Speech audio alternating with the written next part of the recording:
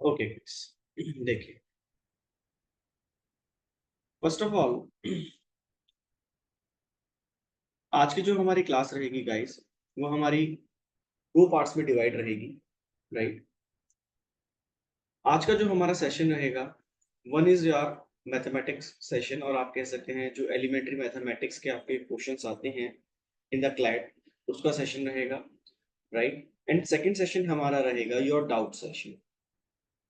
Doubt session doubt session मैं सिर्फ ये नहीं कह रहा हूँ कि आपको सिर्फ related to the today's class you are free to ask the question. No, आपको कोई भी डाउट है, you have any queries, you are free to ask in the last legal classes। जो दो लास्ट लीगल क्लासेस हुई हैं उससे related आपके कोई भी डाउट्स हैं in respect of any topic, in respect of anything, you are free to ask।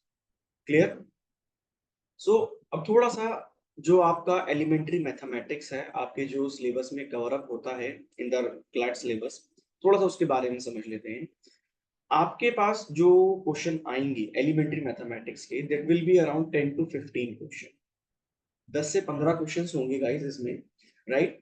और अगर आप थोड़ी सी भी मेहनत करेंगे तो trust me, you will get each and every marks. यहाँ पे अगर आपके 15 क्वेश्चन हैं तो ट्रस्ट करिए आपको 15 के 15 मार्क्स, 100% मार्क्स मिलेंगे, बिकॉज पेपर बहुत इजी आता है इस पोर्शन से।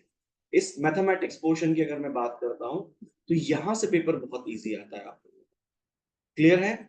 जैसे कि कुछ अगर टॉपिक्स की अगर मैं बात करता हूं तो जैसे आपके पास एवरेज से रिलेटेड पूछा जाएगा, और आप कह सकते हैं आपसे रेशियो एंड प्रोपोर्शन के क्वेश्चंस पूछे जाते हैं।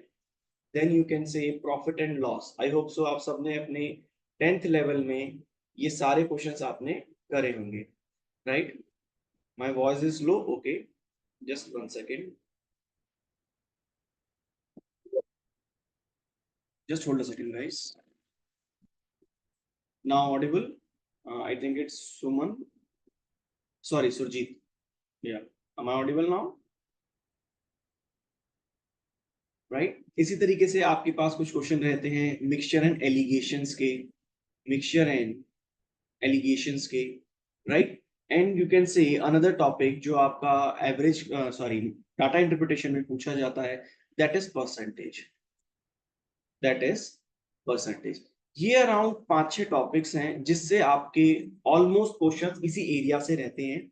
एक दो एरियाज और हैं जिनको हम एडिशनली कवर अप करेंगे, ताकि इन केस कोई क्वेश्चन उन आउट ऑफ बॉक्स से भी अगर आ गया तो आप उन्हें इजीली डील कर। राइट।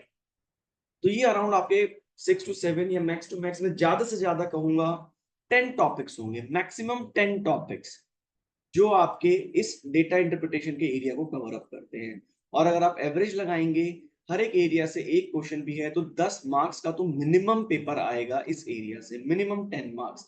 एंड ट्रस्ट मी, ये 10 मार्क्स आप कंप्लीटली एक्वायर कर सकते हैं, completely, not even a single, एक भी क्वेश्चन गलत नहीं होगा आपका यहाँ पे। क्लियर है आरती? आगे बढ़ू।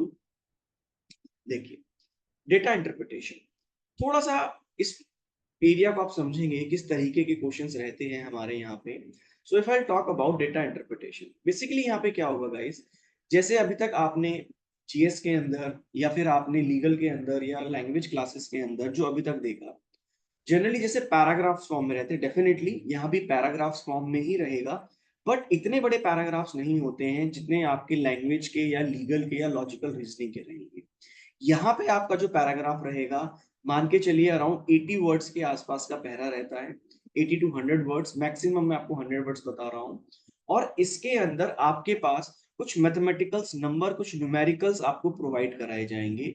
फॉर इंस्टेंस एक पैराग्राफ चल रहा है, जैसे ये बता दिया जाएगा कि मान लीजिए एक स्कूल में 100 बच्चे हैं, 100 बच्चों में से उसमें से कुछ बच्चे साइंस स्ट्रीम के हैं, कुछ आर्ट्स के हैं, कुछ कॉमर्स के हैं। राइट। और उन्हीं के बिहाफ पे पूछा जाएगा कि साइंस के कितने परसेंटेज हैं, रेशियो क्या है साइंस और आर्ट्स के स्टूडेंट्स का, कितने बॉयज हैं कितने गर्ल्स हैं।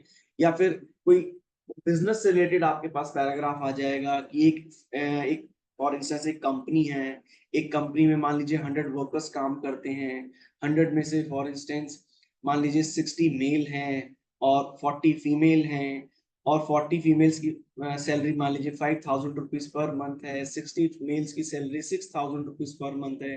इसी तरीके का डेटा आपके पास अवेलेबल रहेगा, इसीलिए बोला जाता है इसे data interpretation, right. So question is that कि जब आप उन पैराग्राफ्स को रीड आउट करेंगे, इस एरिया में ध्यान रखिएगा, सबसे पहले आप क्वेश्चंस पे एक बार पैराग्राफ को रीड करने से पहले एक पैराग्राफ में 4 से 5 क्वेश्चन होंगे, राइट, और हर एक क्वेश्चंस को आप पहले गो थ्रू कर जाइएगा, बिकॉज जब आप पैराग्राफ पढ़ते हैं इस एरिया से रिलेटेड, डेटा इंटरप्रिटेशन से रिलेटेड अगर आप पैराग्राफ्स पढ़ते हैं, तो यहाँ पे आपको क्वेश्चंस क्या पूछे गए हैं ये पता नहीं होता है, और आपको दोबारा से पैराग्राफ पढ़ना पड़ता है उस चीज को सॉल्व आउट करने के लिए। सो इट्स बेटर कि सबसे पहले आप क्वेश्चंस पढ़िए, राइट, आई थिंक 4 या 5 क्वेश्चंस जो मैं आपको बता रहा हूँ ऑन एन एवरेज रहते हैं। After that you will read the paragraphs, because कई बार क्या होगा यहाँ पे क्वेश्चंस इतने इजी रहते हैं, स्टार्टिंग की 1 या 2 लाइन में ही पैराग्राफ की आपको पूरा आंसर मिल जाएगा उस क्वेश्चन से रिलेटेड। क्लियर है निखिल, संजय, क्लियर है? So again, I'm saying this area is very easy to acquire the marks. थोड़ा सा आप प्रैक्टिस करिए, because generally most of the students जो लॉ को अपना करियर बनाना चाहते हैं आफ्टर 10th, वो मैथमेटिक्स से यू कैन से उस ऑब्जेक्ट को ऑप्ट ही नहीं करते हैं, उस सब्जेक्ट को ऑप्ट ही नहीं करते हैं in the 11th and 12th। तो थोड़ा सा हमें यहाँ लैग हो जाता है comparatively to the other student, जैसे जो साइंस के हैं या कुछ ऐसे स्टूडेंट जिनके पास मैथमेटिक्स, कॉमर्स विद मैथमेटिक्स रहती है। So that's why they will acquire more marks comparatively to you, but trust me, just a matter of, you can say, hardly practice of 15-20 questions from every topic।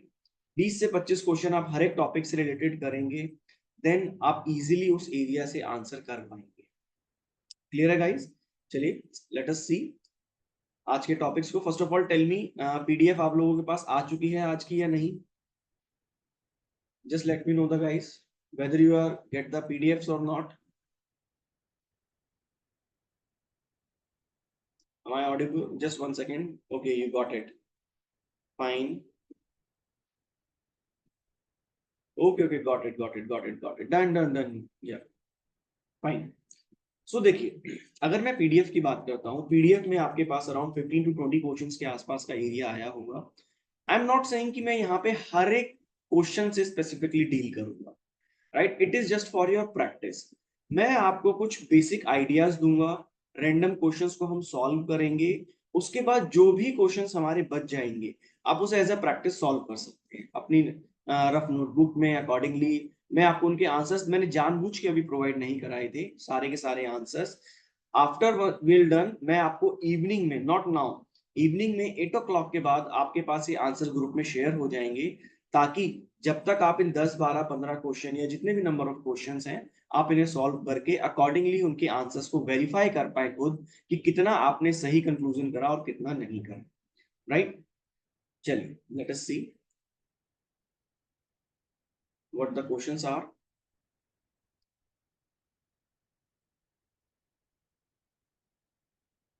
Now I am unmuting you all of you, and again it's a request कि unnecessary के questions मत करिएगा guys, और कोई हौच पौच ना हो class में, it's better.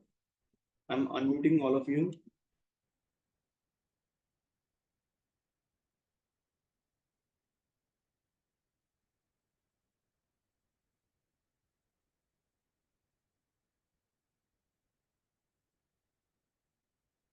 Now you can free to ask a question whenever required, but again not as कि आप उसका कोई मिसयूज करें।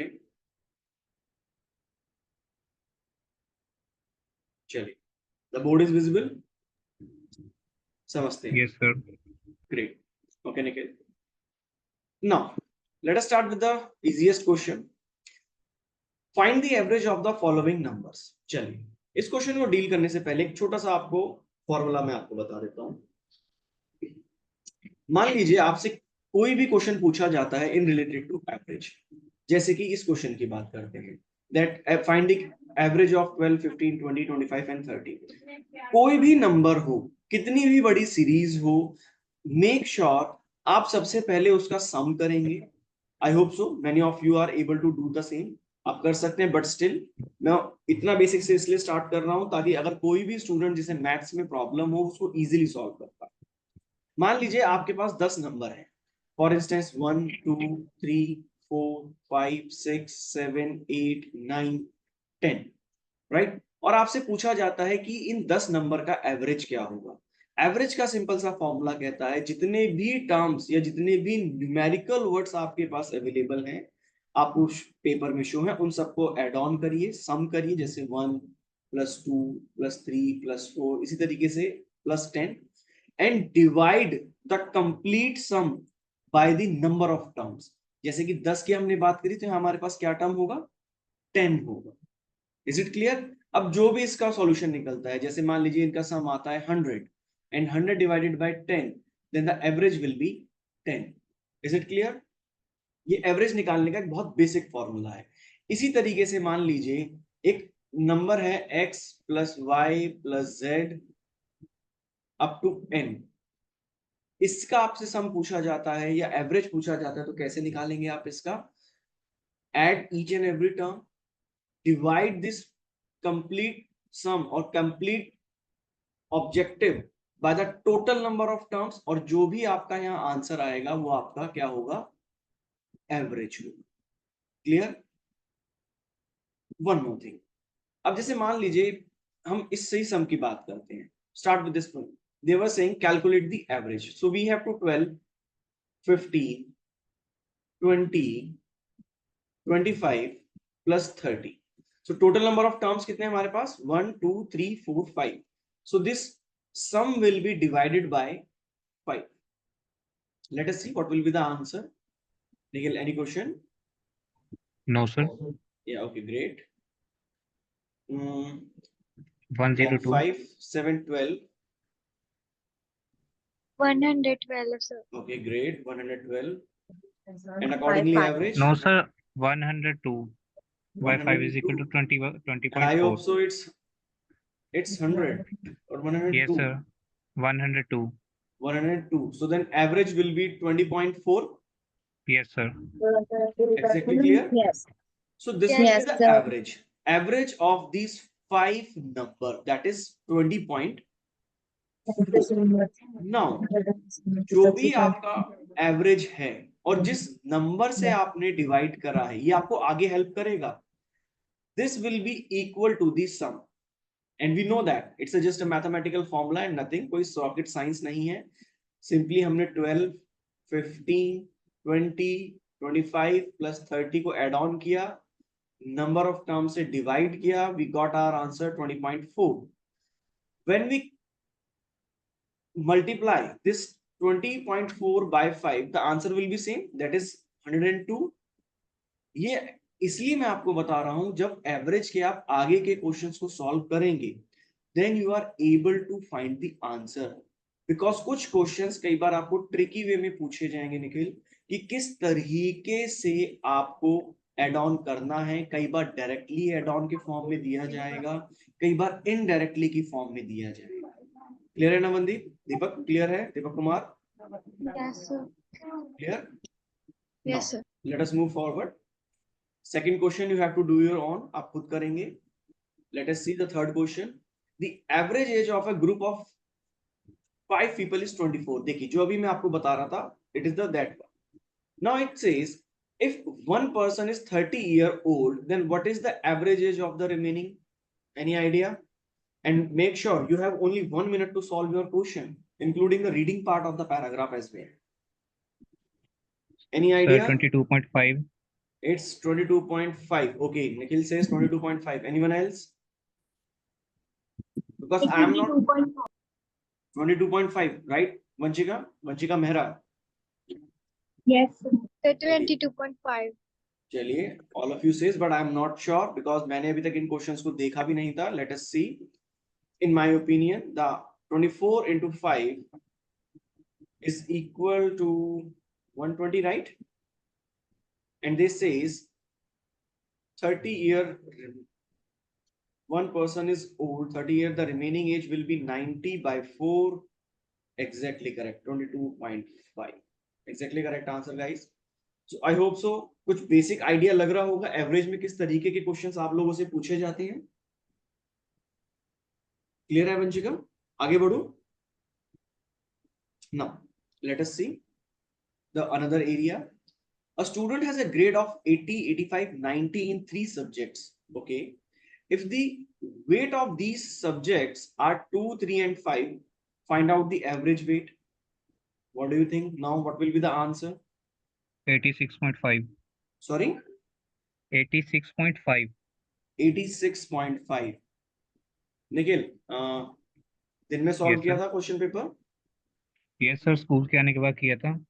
Okay, great great great great great, fine. तो then do one thing Nikhil, अभी Yes, आप sir. आंसर मत करिए. If you have solved it, you just check your answer. Fine. Okay, sir. Yes, sir. If you have any error, if you have any doubt, then you are free to ask. But if the answer is matched with you, then just let it be. Okay, sir. Now, fine, Nikhil. Now, as per Nikhil, the answer is 86.5. Fine. Now, how that will be answer? देखिए क्या कह रहा है. There is a student who has a grade of 80, 85 and 90 in 3 subjects, and they have number of subjects as well, that is 2, 3, 5 respectively. Make sure कि यहाँ पे respectively का meaning जो रहेगा आपका, just hold a second guys, आपके department से call आ रही है, just hold a second, I have to attend this, just give me a second. चलिए we'll start the same.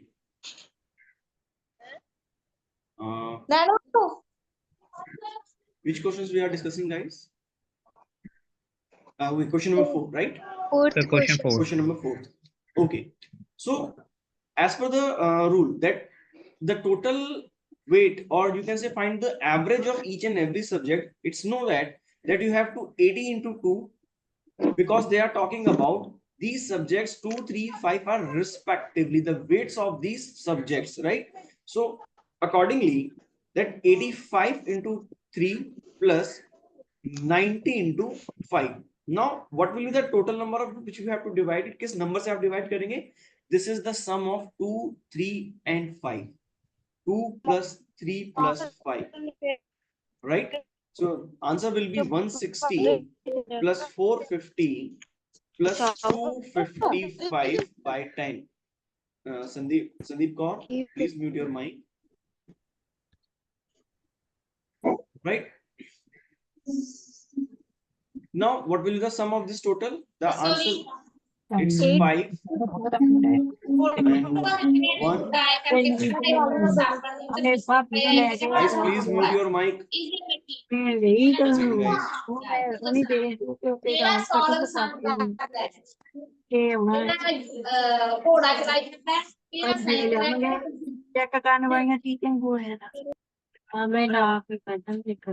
Santosh,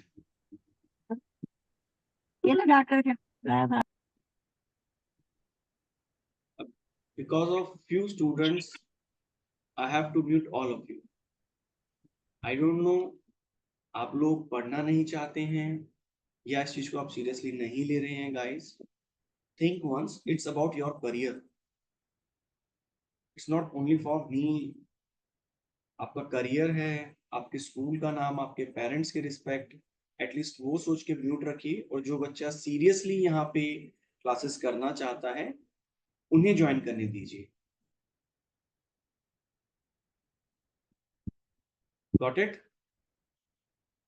Yeah, answer is correct. It's 865 by 10.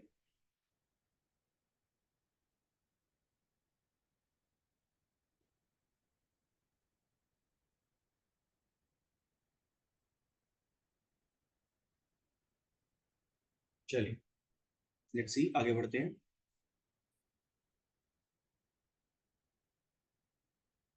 Now the next is on the same platform. You have to do it your own. The average of 8 number is 30. If the number is missing, this again the above one same है, आप दोबारा solve कर सकते हैं. A group of friend has an average height of 160. If one new friend is added, then whose height is 170 meter tall, the average become 162. Yeah, what must be the answer guys? Let us see.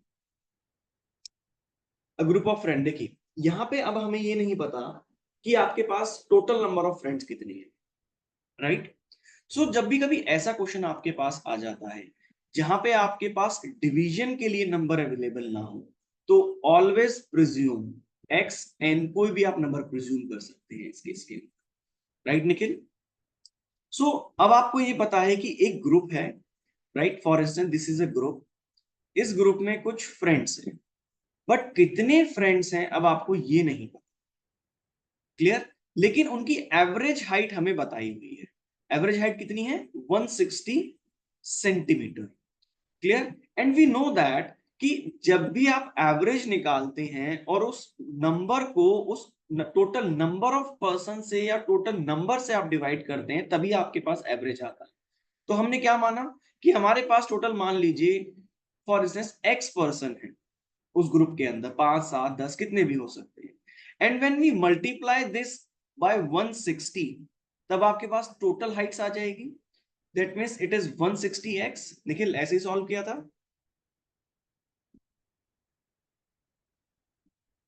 Have you got the answer Nikhil?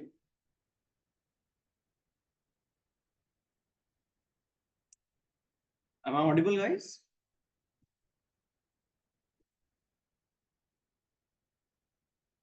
Okay, fine. Got it, Nikhil. So the total height will be 160x. Okay. Further it says if new friend is added. So इसका मतलब इसी में ही आप नया friend एक add करेंगे जिसमें उसकी हाइट कितनी बताई है? 170, हाँ right, 170 centimetre toll. Now the average become 162 centimeters. That means अब आप एवरेज निकालने के लिए टोटल एक्स स्टूडेंट्स थे आपके पास और एक्स फ्रेंड्स थे, इसमें आपने एक ऐड कर दिया. Now the average will become 162.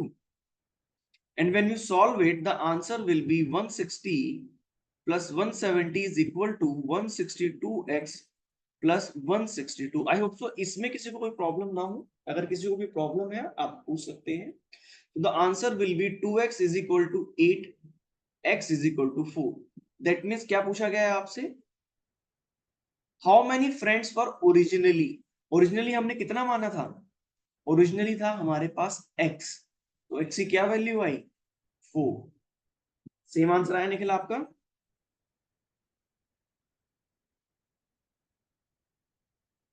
Repeat कर देते हैं, नो इश्यूज. ओके, देखिए साक्षी को थोड़ा सा डाउट है यहाँ पे. देखो Sakshi, problem is this, in this particular question number 7 की अगर मैं बात करता हूं, हमारे पास एवरेज तो है, एवरेज हाइट कितनी है ये हमें पता है, लेकिन ये एवरेज हाइट कितने पर्सन्स की है? क्या ये 2 पर्सन्स की है, 4 की है, 5 की है, 10 की है? ये हमें नहीं पता. अगर ये पता हो तो हम उसको इजीली कैलकुलेट कर सकते हैं, और जनरली आपके पास इस तरीके के क्वेश्चंस आपके सामने आएंगे, बिकॉज इसी तरीके के कुछ क्वेश्चंस आपसे पूछे जाएंगे. नाउ हमने मान लिया कि हमारे पास एक्स फ्रेंड थे, या एन मान लीजिए, कोई भी टर्म आप मान लीजिए कि हमारे पास टोटल एक्स फ्रेंड थे, और उन एक्स फ्रेंड की एवरेज हाइट कितनी है? 160. तो टोटल हाइट कितनी हो गई? 160x. मल्टीप्लाई करेंगे आप 160x. Now the statement says, अब हमने क्या करा, a new friend who is 1 centimetre toll, एक नया फ्रेंड है जिसकी हाइट 1 सेंटीमीटर टॉल है, उसको हमने ग्रुप में ज्वाइन करा, राइट? तो हमारे पास पहले कितना ग्रुप था? एक्स ग्रुप थे, प्लस एक पर्सन हमने और ऐड कर दिया इसके अंदर. Now the average height becomes 162 centimetre. Fine. तो पहले हमारे पास टोटल हाइट कितनी थी? टोटल हाइट हमारी 160x हो गई थी. इसमें हमने एक नए फ्रेंड को ऐड करा जिसकी हाइट 170 सेंटीमीटर है. अब आपका एवरेज कितना आया? 162. Now just a mathematical process, 170 is equal to, simply मैं इस x प्लस 1 को यहां मूव करा दिया 162 के साथ. अगर अब आप इसे सॉल्व करेंगे, 162x plus 162, simply multiply with x, multiply with 1, that is 162x minus 160x, और 170 minus 162. 2x आपका आया 8 और x की value 4। That means original persons, number of person उस ग्रुप में कितने थे? 4 पर्संस, ओरिजिनली 4 पर्संस। अब क्लियर है साक्षी? Okay fine. हाँ यस प्रिया बताइए, what is your question?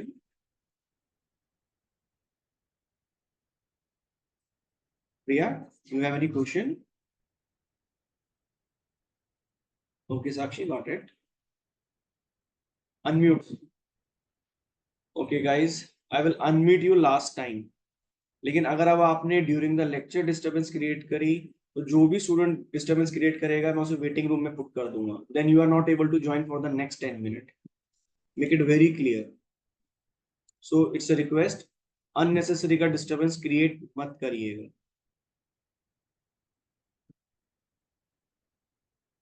Now you can do so guys. Yes Priya, you are free to ask a question. Sir आपने fourth question जो करवाया था उसमें 865 आंसर आया था हमारा टोटल करके, देन आपने उसको 10 से डिवाइड कैसे करवाया वो नहीं समझ लगा। श्योर, नो इश्यूज, अभी मैं ब्रीफ करता हूँ।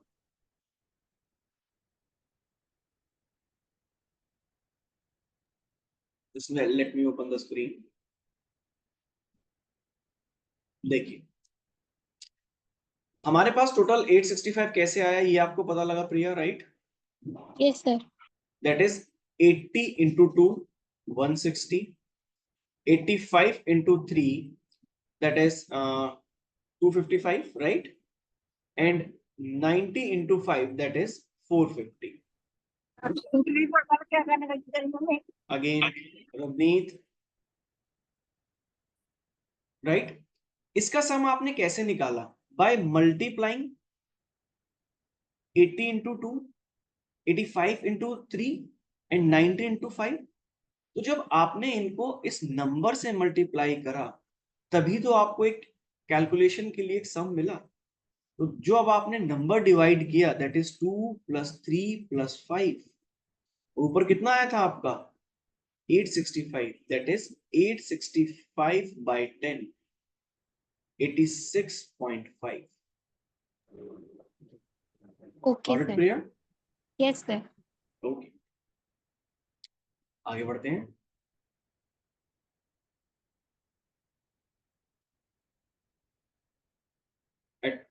I think we are done with the question number 7. Fine. Let us see next question क्या है?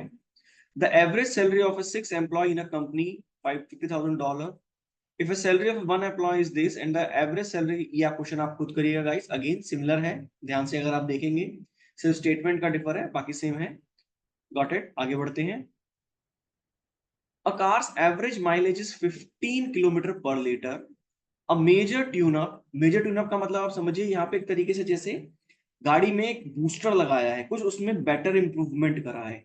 यहाँ पे सिर्फ टर्म्स कुछ भी आ सकता है, मेक श्योर, इससे हमें कोई फर्क नहीं पड़ता, बस आपको ये पता होना चाहिए कि एवरेज किस चीज के बारे में कैलकुलेट करने के लिए कह रहा है।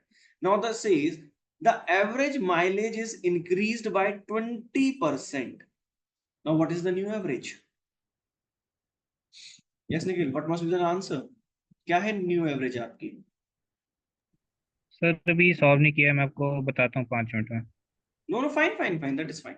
चलिए समझिए ये क्या कह रहे हैं, ये आपसे पूछ रहे हैं, देखिए न्यू एवरेज पूछ रहे हैं आपसे, राइट? लेकिन आपके पास पुरानी एवरेज पता है, ओल्ड एवरेज आपको नॉलेज में है। Old average that is 15 kilometre per litre. और ये कह रहे हैं जब आपने उस गाड़ी में मेजर ट्यूनअप करा, दैट मींस उस गाड़ी को करेक्ट किया, उसकी एरर को, उसकी फंक्शनिंग को ठीक करा, तब आपकी एवरेज कितनी इंक्रीज हो गई? Increased by 20%। लेकिन किसकी? क्वेश्चन सिर्फ यही है। That will be, yes exactly correct Vanshika, that will be 20% of old average. तो हमारे पास ओल्ड एवरेज है 15 किलोमीटर पर लीटर और इसकी आपने 20% इंक्रीज कर दिया, तो that is 15 kilometre plus 20 into 15/100। अब देखो ये परसेंटेज का फॉर्मूला है, जब कभी भी आपसे पूछा जाए कि calculate the percentage of any particular number, any particular value, any particular money, किसी भी फॉर्म में हो सकता है, परसेंटेज के साथ समझेंगे वहां पे। It is the formula of, like for instance example की मैं बात कर रहा हूं, x% ऑफ 50। तो जब भी आप ये परसेंटेज के सिंबल को कैलकुलेट करते हैं तो x इंटू 50 डिवाइडेड बाय 100, यहां से आपकी एग्जैक्ट वैल्यू आ जाती है। क्लियर है? जैसे कि मैं आपसे पूछता हूं अगर 100 का, चलिए 100 छोड़िए, काफी इजी लगेगा। फॉर इंस्टेंस 120 का 40% कितना होगा? आपके पास 120 रुपीज है, उसका 40% कितना होगा बताइए? Sir, 40%। 48%. सॉरी मनमीत, क्या बताया? 48%. सर 48। 48 ना। क्वेश्चन इज कैसे कैलकुलेट करा? मैंने आपसे क्या कहा? 40% ऑफ 120, राइट? तो 40 into 120 by 100, make it sure यहां पे आपसे कोई गलती ना हो। 12 इंटू 4 48। क्लियर है? सिमिलरली हमने यहां यूज करा है, क्या बोला गया? Increased by 20% of old average, that is 20% of 15, so 20 into 500 or 5 into 3 15, 15 plus 3 that is 18 kilometer, that is your new average। यहां तक का पॉइंट क्लियर है? that is your new average। आगे बढ़ो further। in a batch of 10 machines the average production 50 unit per day। if 3 new machines are added the average production will be 55। what will be the average production of new machine? Now this question you have to solve it your own, guys। Meenakshi, no need to text in a group until and unless कोई question ना हो तब तक text मत करिए guys. Clear? ये question number 10 आप खुद करेंगे, मैं आपको 8 o'clock पे इनके सारे के सारे आंसर्स को शेयर करूंगा आपके साथ। Then accordingly you have to check कहां आपसे एरर हुआ या फिर कहां पे आपने कोई छोटी मोटी मिस्टेक्स करी होगी। क्लियर? आगे बढ़ते हैं। A school track the number of book read by a student over a year। if 15 student read इतनी 180 books, then what is the average books read by per student? accordingly ये भी आप solve करिएगा पहले। the average of a 5 number is 40, fine। if 1 number is 25, then what is the average of the remaining 4 number? बताइए क्या होना चाहिए? Total number कितना होगा? Total if we sum all these 5 number, हमारे पास नंबर नहीं पता कौन कौन से हैं, but we know that the average is 40 and the total number is 5। we have 5 in numbers, so we know that average into total number ये आपको total sum provide कराता है, that is 200, right Nikhil? now if one number is 25, now अब हमें पास एक number पता है जिसकी वैल्यू है 25। what is the average of the remaining 4 numbers? Simple है। हाँ यस बलजिंदर कौर बताइए। तो जब आप इस 25 को इस टोटल सम में से माइनस कर देंगे, दैट विल बी 175, और ये 4 नंबर का सम हुआ। 175 is the sum of 4 remaining number.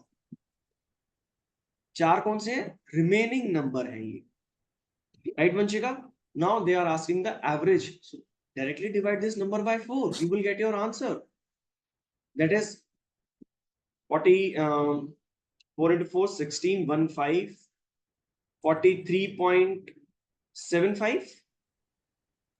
Yes, sir. this will be the Yes, answer। sir. okay 43.75 is your average number। देखिए हो सकता है थोड़ा सा आपको ये लग रहा हो कि बहुत इजी है, लेकिन अभी इसलिए इजी लग रहे हैं आपको गाइस क्योंकि आपके सामने डायरेक्ट फैक्चुअल डाटा शो हो रहा है, लेकिन जब आप उस पैराग्राफ को पढ़ेंगे ये डेटा आपको उसमें से फाइंड आउट करना होगा। रियल फ्लो ਵਿੱਚ ਤਾਂ ਇਹ ਹੁੰਦਾ ਵਾ ਜਿਹਦਾ ਦੇਖੋ गुड्स गाइस बात करते हुए एटलीस्ट ये तो देखिए कि आप म्यूट हैं या अनम्यूट हैं। I don't know it's the students हैं या किसी बाय मिस्टेक या बाय डिफॉल्ट आप कर रहे हैं जानबूझ के। क्लियर है? Now sir what I am वो सेइंग, वो 175 कैसे आया था? 1/7 श्योर, देखिए I am telling again, this is average of 5 number is 40, right Priya?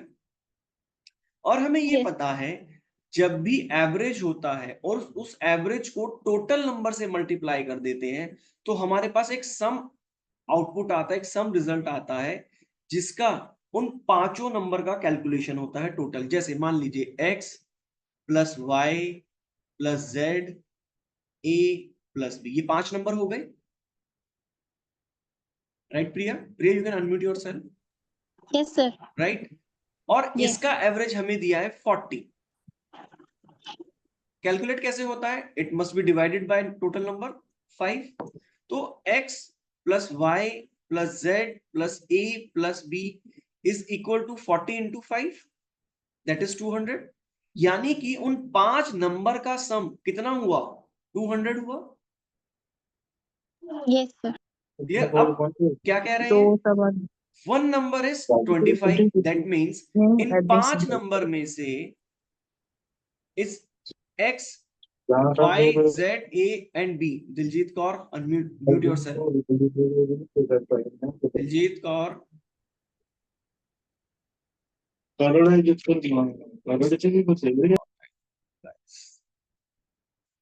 now Priya, so we have a one number 25 and they were asking what is the average of 4 remaining numbers। अगर आप इस 25 को इस 200 में से subtract कर देंगे, total 200 आया, 25 को आपने सब्ट्रैक्ट किया तो यानी कि 175 जो आपका आंसर आया वो बचे हुए 4 नंबरों का तो सम ही है। मान लीजिए आपको x की वैल्यू पता लग गई 25, तो बचे हुए क्या हुए? y plus z plus a plus b। तो 175 is the sum of y, z, a, b and you have to find average। 4 से डिवाइड कर दिया आपने, answer will be your 43.75। I think that will be the answer। Yes, Priya, sir. got it? Yes, yes. Thank you, sir. until and unless आप इन questions की practice नहीं करेंगे, आप सभी के लिए ही है, तब तक आप इस पे ब्रीफली और एक कमांड नहीं कर पाएंगे। एंड ट्रस्ट मी, बहुत इजी फॉर्मूलाज है, मैं आपको शॉर्ट ट्रिक्स भी बताऊंगा बट नॉट इजीली कि अभी मैं आपको ट्रिक बताऊंगा आप याद कर लेंगे, बट हो सकता है एग्जाम आते आते उन ट्रिक्स को आप स्किप कर जाएं, भूल जाएं, so that will not be beneficial, वो आपको कोई बेनिफिट नहीं रहेगा। क्लियर? सो मेक श्योर कि आप अभी अपने आप को इतना हैबिचुअल करिए, जैसे कुछ स्टूडेंट्स आंसर कर रहे हैं या जो भी पेपर आपके पास इन एडवांस आता है आप उसे सॉल्व करिए and accordingly you will check it कि क्या आपके क्वेश्चन सही है, आपका प्रोसीजर सही है, आपने सही फॉर्मूलाज आप लगाए या अप्लाई नहीं करे, then only you will solve this question. Clear? आगे बढ़ते हैं। Okay. A family monthly expenses of a grocery for 3 months this if the total expenses of 4 months, again ये आप सॉल्व करिएगा, you have to check it your own।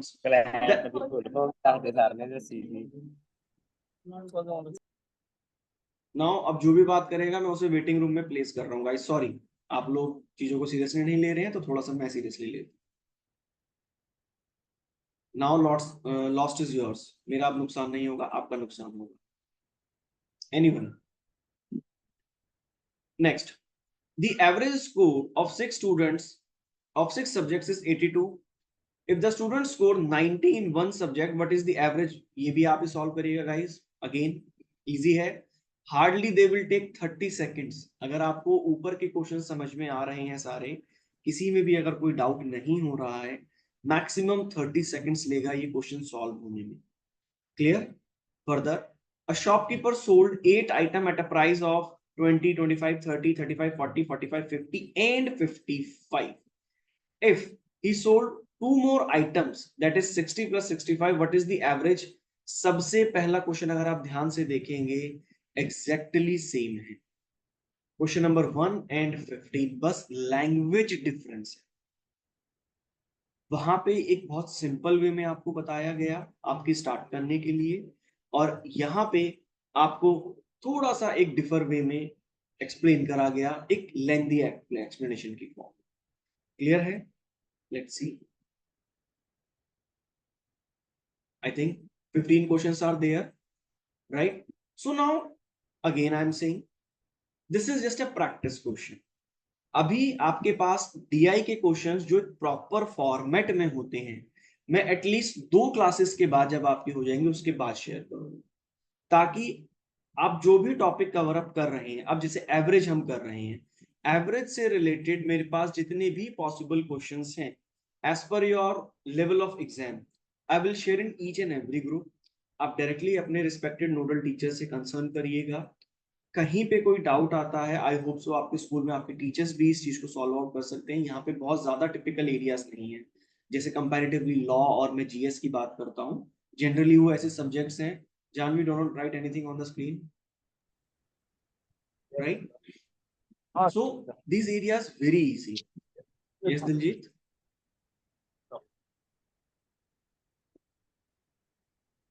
Hold a second, guys. 83.34 is the answer. Fine, no issues. चलो छोटा होगा. Mr. Diljit from SOE Basor Sangrur, mute yourself, please.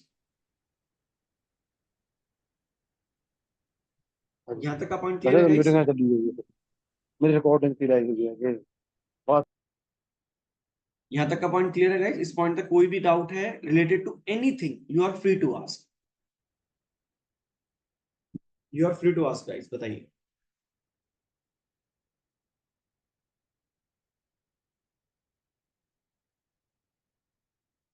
Nikhil clear है? Diljit, Pawan, Drishti, Rupinder, Sophia, Nandini, any doubt? Sir 8th question try करके देखेंगे एक बार. Which one? 8th question, क्योंकि मेरे से हुआ नहीं था सॉल्व. क्वेश्चन सॉल्व हो नंबर, चुका है जस्ट लेकिन. 1 second, let me open the screen. Yes Nikhil, कौन सा क्वेश्चन कह रहे हो? क्वेश्चन नंबर बताइए प्लीज मुझे. 8th question. Question number 8. Yes, क्योंकि सॉल्व कर लिए लेकिन आंसर में डाउट है, क्योंकि 62,000 आ रहे हैं. Sure, no issues. I will check it. What does it say? The average salary of 6 employee in a company is 50,000, right? तो टोटल सैलरी हमारे पास आ गई Nikhil, 6 Yes, sir. into 50,000, yes.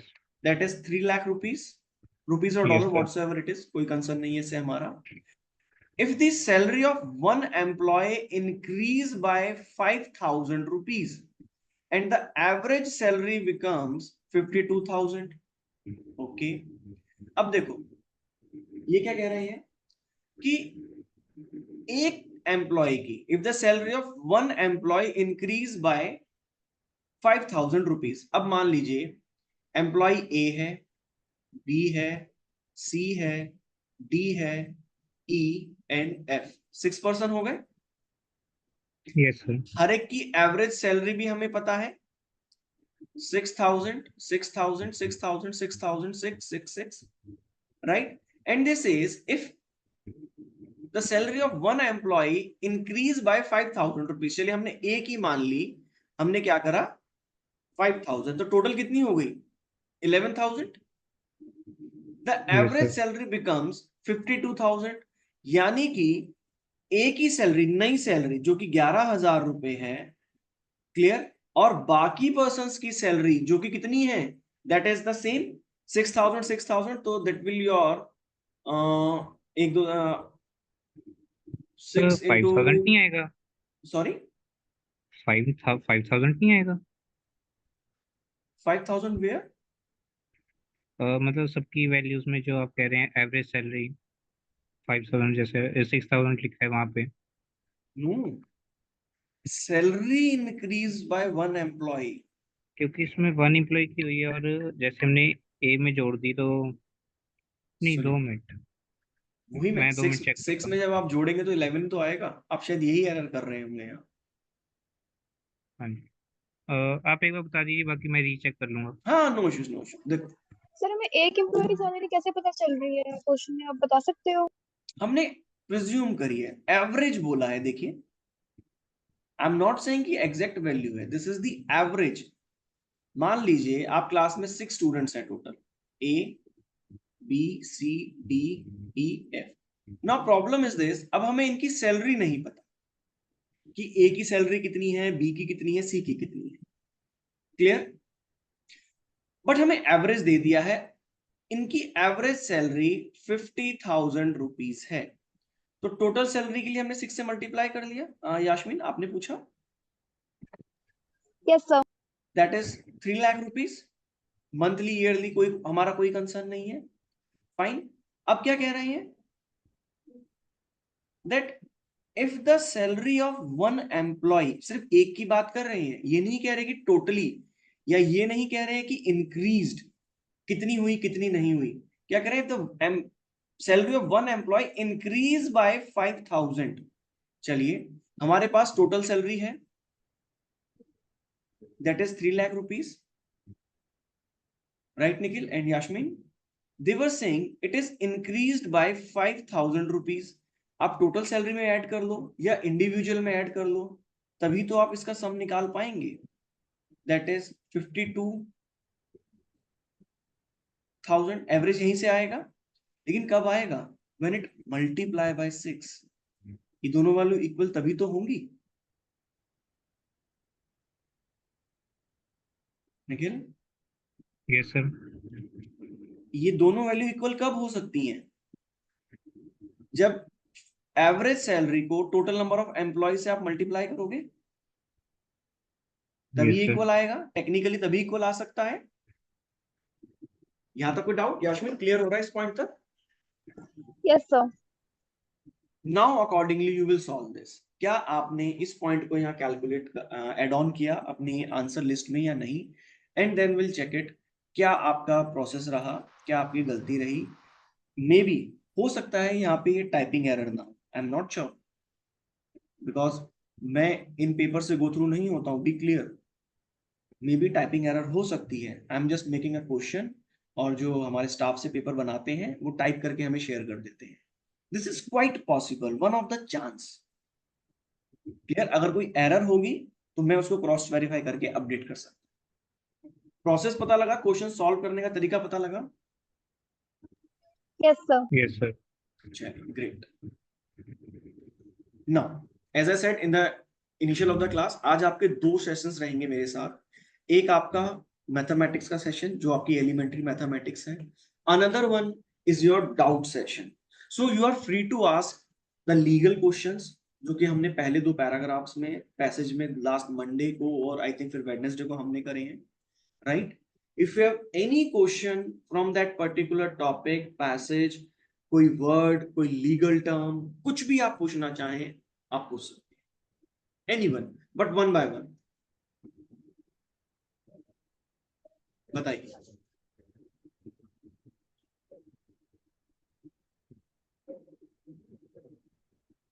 Sir fast track code क्या होते हैं? Fast track code, okay fine.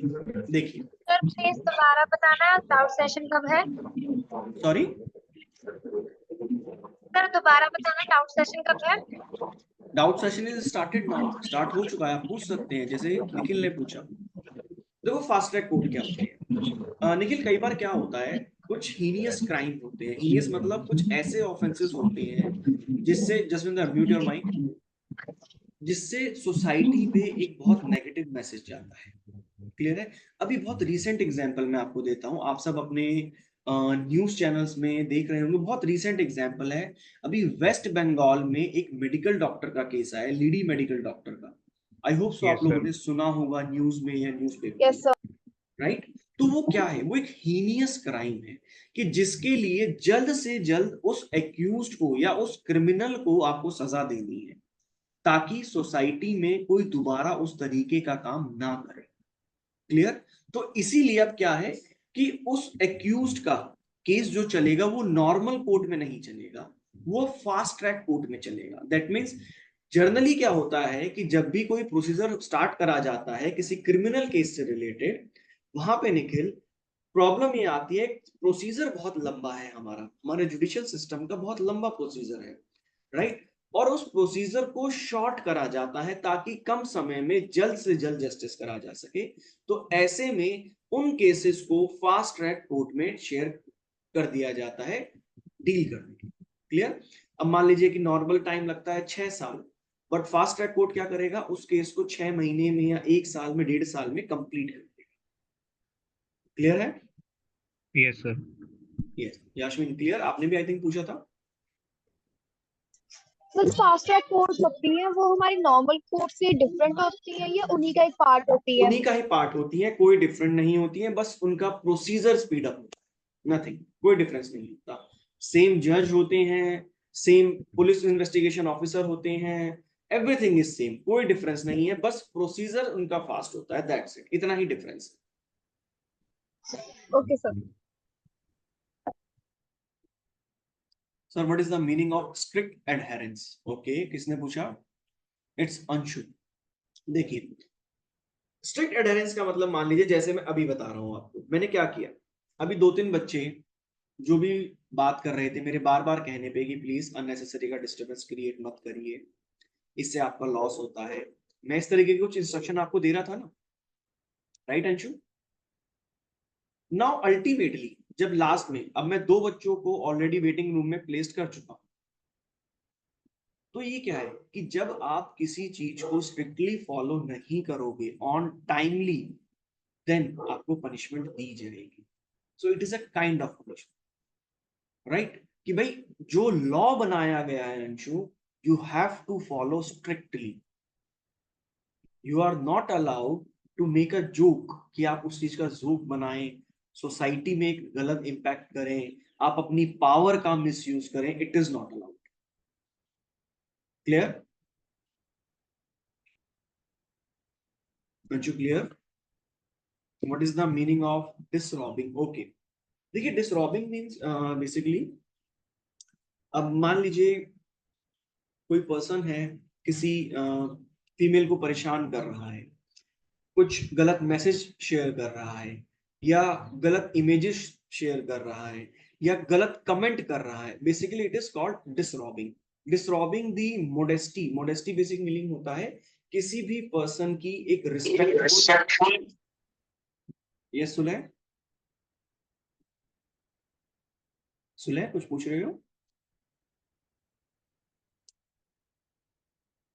Okay नमन, अभी बताता हूँ। So basically जब आप किसी के नेचर पे या उसके, fine fine fine Sule, it's okay, जब आप उसके नेचर पे, उसकी पर्सनैलिटी पे कोई गलत कमेंट करते हैं, जिससे आपके आसपास के या उस पर्सन के आसपास के आईज में और उनकी रिस्पेक्ट कम होती है बिकॉज ऑफ एनी रीजन, देखो कुछ भी हो सकता है, कोई गलत कमेंट करना, गलत मैसेज शो करना, गलत इमेज शो करना, all this things to a women, ध्यान रखिएगा, to a women, outraging the modesty, exactly correct, यही बता रहा हूँ, डिस्टर्बिंग और outraging the modesty of a women, this is the concept, right? Mankirat I think आपने पूछा था, यस नमन आपने क्या पूछा, ट्रायल कोर्ट क्या होते हैं, what is the meaning of revision? Okay one wait a second. तो ट्रायल कोर्ट बेसिकली क्या होते हैं, जहां पे किसी भी एक्यूज्ड को ट्राई किया जाता है, जैसे आपके लुधियाना में क्रिमिनल कोर्ट्स हैं, सेशन कोर्ट्स हैं, वो सब ट्रायल कोर्ट्स हैं। जो भी कोर्ट किसी को पनिश करती है या उस पर्सन को रिलीज करती है, जो भी कोर्ट होगी वो, उसे ट्रायल कोर्ट बोला जाता है। यस रिवीजन, रिवीजन देखिए बेसिकली क्या होता है, कई बार कुछ ऐसे लॉ बना रहे हैं हमने कि जिसके लिए आप अपील फाइल नहीं कर सकते, अपील समझते हैं ना, कि आपके अगेंस्ट कोई ऑर्डर करा और आप हाई कोर्ट में या उससे सुपीरियर कोर्ट में जाके आप अपील करते हैं कि नहीं मेरे अगेंस्ट ये चीज गलत हुई है, राइट? बट कुछ केसेस ऐसे हैं, कुछ मैटर्स ऐसे हैं जिसमें आप अपील फाइल नहीं कर सकते, आप रिवीजन कर सकते हैं। रिवीजन मीन्स आप दोबारा से उस कोर्ट को ये कह सकते हैं, रिक्वेस्ट कर सकते हैं कि सर आपने फैक्ट्स को पूरा नहीं सुना या कुछ फैक्ट्स मिसिंग हो गए, प्लीज आप दोबारा से सुनिए और अकॉर्डिंगली अपना फैसला या जजमेंट डिलीवर करिए, this is called revision. Clear? बताइए और क्या पूछना चाहते हैं गाइस?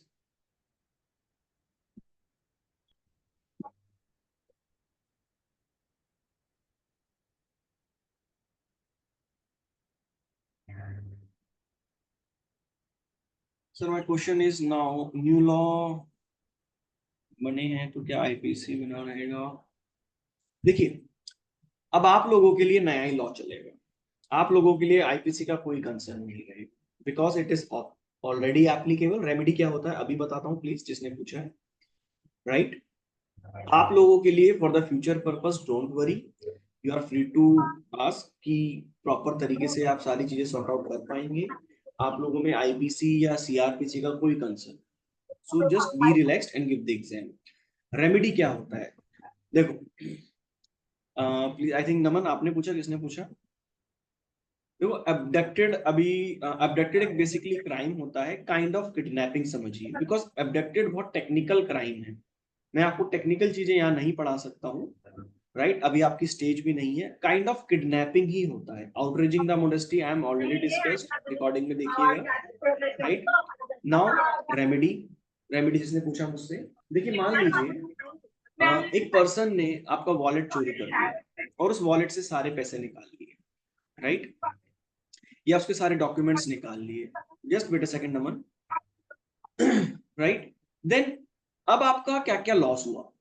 आपके पैसे चोरी हुए, आपके जो उसमें इंपॉर्टेंट डॉक्यूमेंट्स थे, आपके विजिटिंग कार्ड्स थे, आपका एटीएम कार्ड था, या उसमें कोई ब्लैंक चेक था, वो सब मिसिंग हुआ, राइट। और या फिर समझिए मैं आपके पास आया और आपसे लड़ाई करके, लाइक फाइट करके आपसे वो जबरदस्ती चीजें ले गया, तो इसमें आपका लॉस हुआ, आपकी इमेज को नुकसान हुआ, आपका फाइनेंशियल लॉस हुआ। तो कोर्ट क्या करेगा, और वो सारी चीजें रिकवर कराएगा, आपका वो वॉलेट, आपका इंपॉर्टेंट डॉक्यूमेंट्स, चेक, और आपकी मनी जो उस पॉकेट में थी। तो दिस इज कॉल्ड रेमेडी, कि जो नुकसान हुआ है उसकी भरपाई करी जाए। क्लियर? उसे बोला जाता है रेमेडी। और जब यही चीज कोर्ट के थ्रू होती है उसे हम लीगल रेमेडी कहते हैं। That's vigilant justice. देखो अब आप सब रेगुलर क्लास लगा रहे हो, राइट अमन? आप में से कुछ स्टूडेंट्स ऐसे हैं जो बहुत सीरियसली होंगे, जैसे मैं फॉर एग्जांपल निखिल की बात करता हूँ। आज इन्होंने दिन में ही जब क्वेश्चन पेपर इन्हें मिला उन्होंने सॉल्व किया, ट्राई किया, so that means he is vigilant.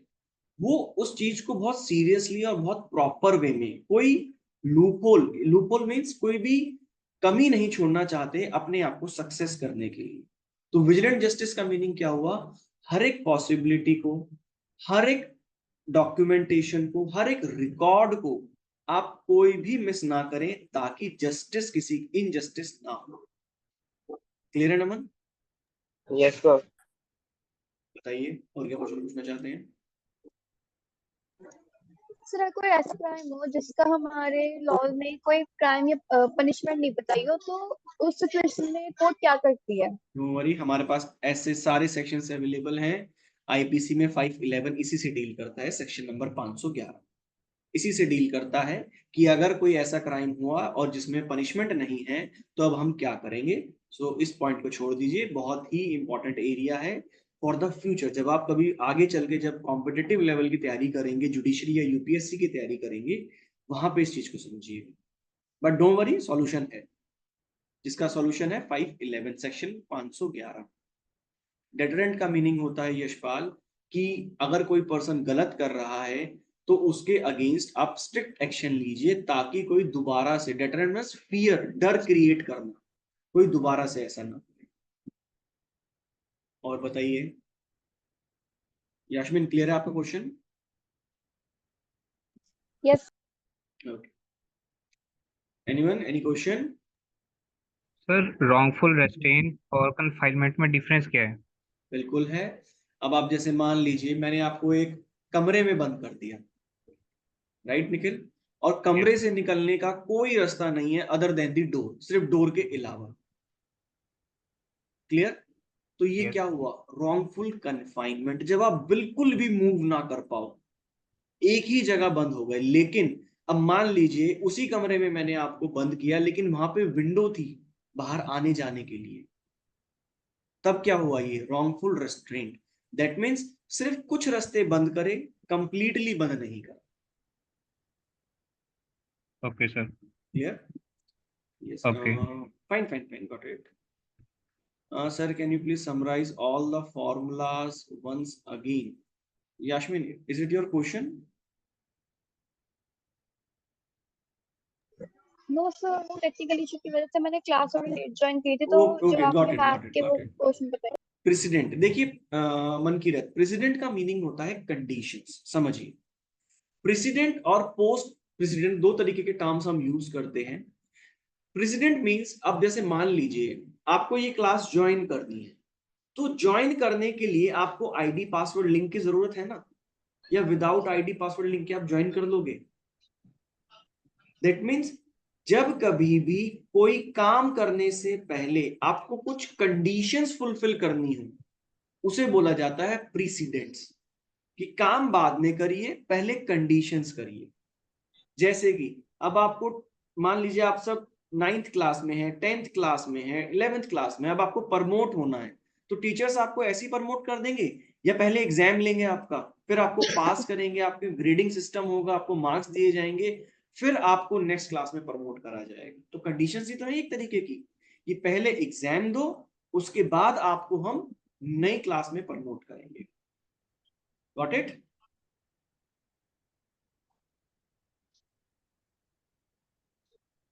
Okay Mankirat, what is fundamental right? Okay, fundamental right Gurleen, देखिए फंडामेंटल राइट क्या होता है गुरलीन, बहुत शॉर्ट में समझिए, बहुत बड़ा टॉपिक है ये।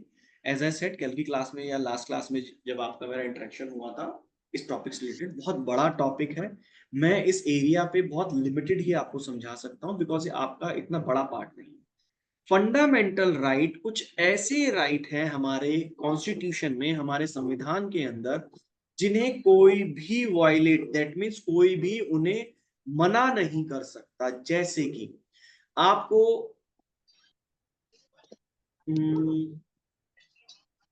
चलिए फॉर एग्जांपल कि आपके साथ इक्वल ट्रीटमेंट करा जाएगा। जैसे मान लीजिए आपके टीचर्स आपके साथ ऐसा नहीं कर सकते कि एक बच्चे को ज्यादा प्रायोरिटी दे रहे हैं और दूसरे को नहीं दे रहे हैं without any reason. Equal treatment, ये एक फंडामेंटल राइट है, राइट? इसी तरीके से कुछ फंडामेंटल राइट क्या है, कि हम किसी भी ग्राउंड पे हम किसी भी पर्सन को डिस्क्रिमिनेट, दैट मीन्स उसके साथ कोई गलत व्यवहार नहीं कर सकते। नॉन डिस्क्रिमिनेशन बोला जाता है, कि सबको इक्वल ट्रीटमेंट करिए, सबको इक्वल राइट्स प्रोवाइड करिए।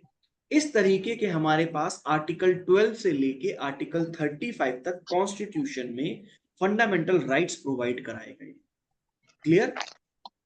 अब Yes, sir. बहुत डीपली में जाने की कोई जरूरत नहीं है, it's a very broad topic. इसको पढ़ाने में मुझे कम से कम 10 से 12 क्लास लगती हैं, ये इतना बड़ा टॉपिक है, और वो भी एक कॉम्पिटिटिव लेवल पे, जुडिशरी और यूपीएससी के लेवल पे। तो अभी इतना समझिए, कुछ ऐसे राइट, कुछ ऐसे अधिकार जिसे कोई भी नहीं छीन सकता आपसे, ना मैं, ना आपके टीचर्स, ना आपके प्रिंसिपल, नो वन, कोई नहीं। Any other question?